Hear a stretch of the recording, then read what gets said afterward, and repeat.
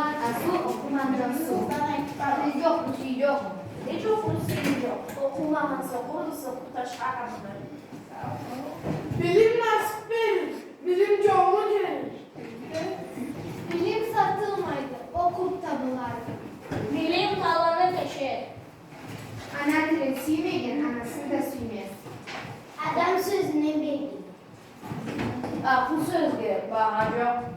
Ben de 6. sınıfta sizge bir sen kaçı sağlamak diyeceğim.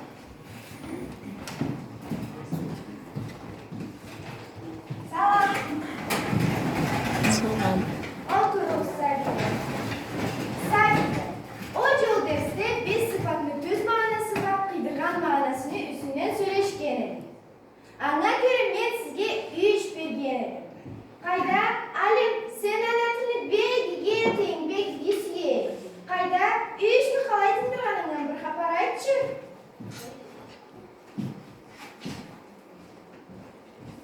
Karaçay Orus sözlük. Sene kavuz, vili rot. Bizge başsız tışırıp geldi. Kınam dışkılar женщина bizgalazı. Kara su, черная вода. Kara halatını giydim. Adel черную ошибку. Sarı bir gitçe kızını caşıdı.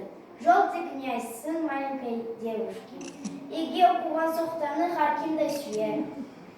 Колбасу, которая хорошо учится, все любят.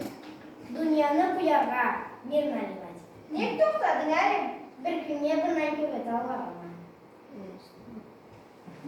Sağ olun. Ana dilimizde mahbub olun acettirmez için saygıyla. Bizni ata babalarımızın cebinde yaşayız. Ata babalarımız bir kıyınlıkla görgendiler. Alaya çırpta ne tili bizni tas etmeyendiler. Ayda Ali'yle Aytkança bir canına bir sözcükünü kıydırma Allah'ı tutup kelgendiler. O bizne birinci bizni ana dilden ustazlarının borçumuz sizge bir sözcükünü kıydırma Allah'ı. Belge siz de ösüp kelgen kesinlikten cetölüge ana aytıp turulmak, esde tutarmak ana dili bizne. Hamanda da saklap östürürge.